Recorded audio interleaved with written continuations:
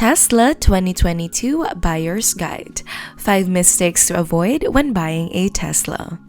Hello and welcome back to MIA Luxury Cars. For today's video, we will be going to talk about the Tesla 2022 Buyer's Guide: 5 Mistakes to Avoid When Buying a Tesla. Let's get started. Mistake number 1: missing out on savings. The current pricing of second-hand cars is being impacted by the computer chip crisis and other related factors that won't last for very long. But whether to purchase new or used electric vehicles is a significant consideration.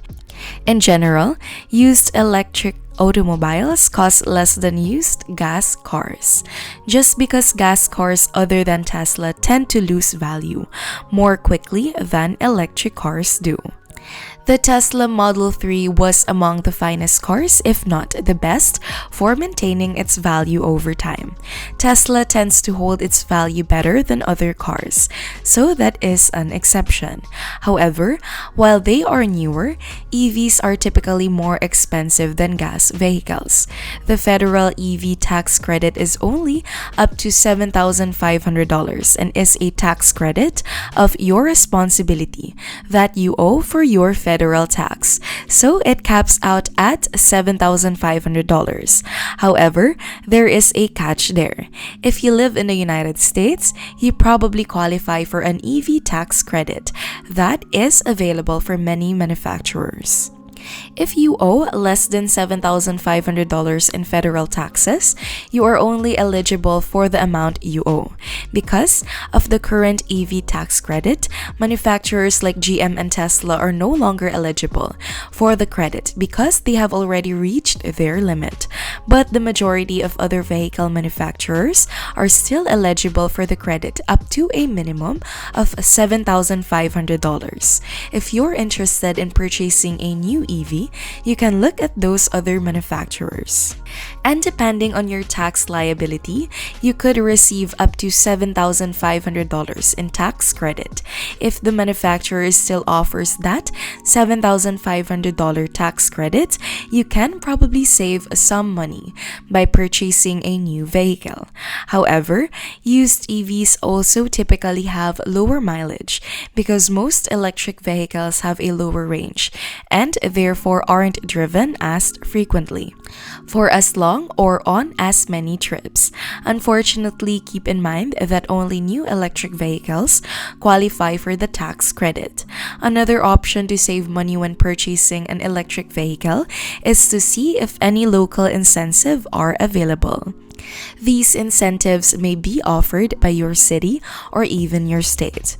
Just do your research, look up and research your area, your city, your state, even your power company, because power companies occasionally offers rebates.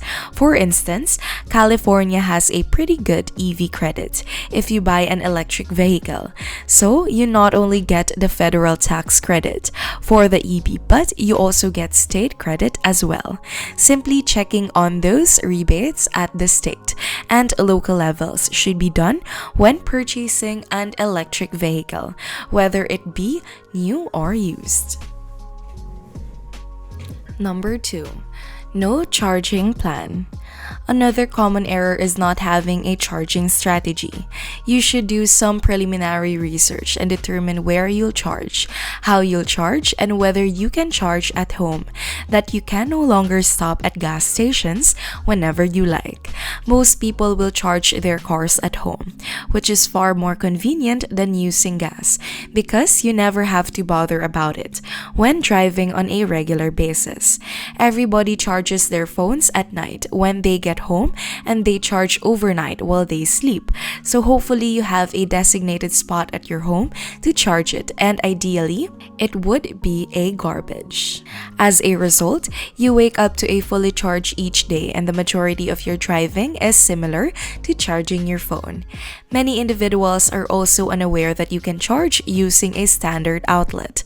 All of them will function and charge your car if you have a charge garage, carport, or driveway driveway with access to an outdoor outlet. However, if your daily driving is limited to 40 or 60 miles, you could probably get by with just using a regular outlet to charge.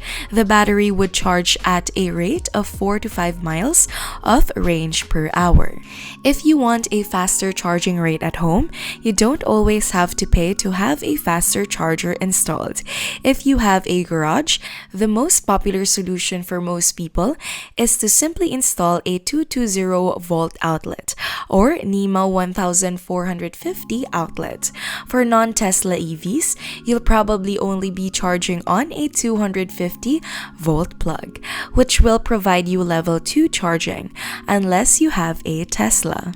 If you don't have a designated charging location, such as a garage, carport, or driveway, if you park on the street or if you live in an apartment, you'll likely have to rely on other charging methods. So try to ask your job or place of employment if you can pay to have a charging outlet installed. Level 1 outlets are also known as dryer outlets or 240-volt outlets. Level 2 charging at home is also referred to as level 2 charging. To find all the public charging spots close to you, use the Plug Share website or the app. It's free and you can just look at your location in your area to see all the public charging stations. It will show you the slower charging stations most of the time, so you can charge at work while your car is just sitting outside. If you can't charge at work, you'll likely have to rely on public charging stations. The most common public charging infrastructure is known as DC fast charging, which is level 3. This is where all of the Tesla superchargers came into play. However, those are primarily built for road trips. Therefore, if you're taking a road trip on your own with your Tesla or any EV, you're going to be looking for DC fast chargers for non-Teslas.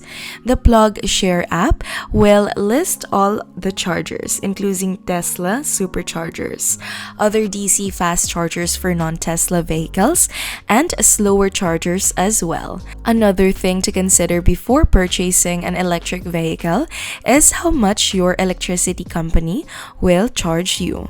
You won't be able to use the supercharger network, but you'll be able to use other public DC fast chargers through organizations like Electrify America or ChargePoint. Mistake 3. Not enough range. Another typical mistake to avoid is not acquiring enough range. Range is the most crucial feature, whether you're buying an electric vehicle. For an electric vehicle with 300 miles or more of range, there aren't many possibilities. The majority of them are Teslas, but there is still another alternative, because the Ford Mustang Mach-E California Edition has a range of more over 300 miles. Therefore, the Lucid Air's higher-end variant have a range of more than 500 miles, as you will see when looking at electric vehicles. Range is the main factor that affects the price of the car. Therefore, the more range a car has, the more expensive it will be, and vice versa. The less range a car has, the less expensive it will be. There are a lot of things that affect range that you don't really think about until you get the car. You're not going to get the full EPA estimated range on a daily basis when you're traveling 65 miles an hour or over when you're traveling in the winter, when it's below freezing, when it's super cold outside. Depending on your terrain, if you're driving on an incline, your range is going to take a hit, as well as so there are a lot of things that impact range negatively. For example, the Hyundai Kona EV is a very cost-effective electric vehicle with an expected range of 260 miles and a price of only approximately $3,000 after tax credit. The Chevrolet Bolt costs only about $37,000 and has a range of 260 miles. If you want the longest range currently offered, you can also get the long-range Tesla Model S, which has a 350-mile range for about $50,000. Along with the lengthy range, it has a range of more than 400 miles for about $80,000. Model Y has a range of more than 325 miles for about $50,000 for twin motor, which is terrific, making it a great all-around car. However, there are already many EV choices with ranges of more over 200 miles, which is a nice little sweet spot for many folks. Mistake 4. Spending too much. The next mistake sounds really strange, but it's actually getting too much range. Yes, that can happen. But getting too much range means you'll pay more for an electric vehicle, which may deter many people from going electric. If those prices are deterring you from buying an electric car, the only thing you can do is look for something with less range. However, if you are in a situation where you have a gas car as a backup, for example, if you have a two-car household and you want to replace one of your cars with an electric vehicle, you can use a less expensive electric vehicle with less range to do your daily commuting driving, and then use your gas car as a road trip car. This is what a lot of people do, and there are a lot of great options for EVs that are lower range, lower cost. These include the Nissan Leaf, Chevrolet Volt, and even the cheapest electric vehicle currently available, the Mini Cooper, which seats 4 people and costs around $23,000 after tax credit. However, the Mini Cooper only has an estimated range of 110 miles. So if you are fortunate enough to have a gas car as a backup for your road trips, or you are in a position where you can simply rent a gas car for trips, that would be preferable. Look into these smaller range, lower cost EV if you don't travel much, because you may be able to save a lot of money in the long run and stop buying gas for your daily commute. If you do, you can use the lower range EV for your normal daily commute, city driving, running errands, and others such activities, and then use a gas car or a rental car for your longer road trips. Mistake number 5. Ongoing expenses. With an electric vehicle, there are a lot fewer moving parts than with a gasoline vehicle, with the biggest cost and most expensive part is the battery pack. You may have heard a myth that the batteries need to be replaced, which is the final mistake when buying an electric vehicle, is not keeping of what kind of cost and ongoing cost you're going to have in terms of insurance registration fees and then also maintenance fees as well. In most cases, the battery in the drivetrain will last longer than the life of the vehicle itself. So another thing to consider for maintenance is that there really isn't any. Most EVs come with warranties with the battery for the battery pack and the drivetrain. So you most likely will get 8 years, 100,000 miles for the battery, so you shouldn't have to worry about the battery ever dying. Tire rotations are really all you need to do with electric vehicles because they are heavier than their gasoline counterparts due to the large, heavy battery packs they have. Because of this, they wear out the tires a little bit more quickly than gas cars, especially if you're slamming on the accelerator with the instant torque that electric vehicles have, which is a new phenomenon when pedaling. And frequently depressing the accelerator will wear down your tires, which means you might need to change and replace them more frequently than with a gas-powered vehicle due to the weight of the vehicle. Because electric vehicles use regenerative braking, which allows you to drive with just one pedal and stop the car without ever having to hit the brakes. They typically require less maintenance than gas-powered vehicles do.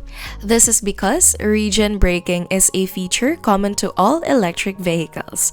It allows them to stop the car without ever having to hit the brake. Which mistakes need to be avoided? Please let me know by leaving a comment below. And if you enjoyed this video, please press the like button, turn on the notification bell, and subscribe to our channel for more videos like this.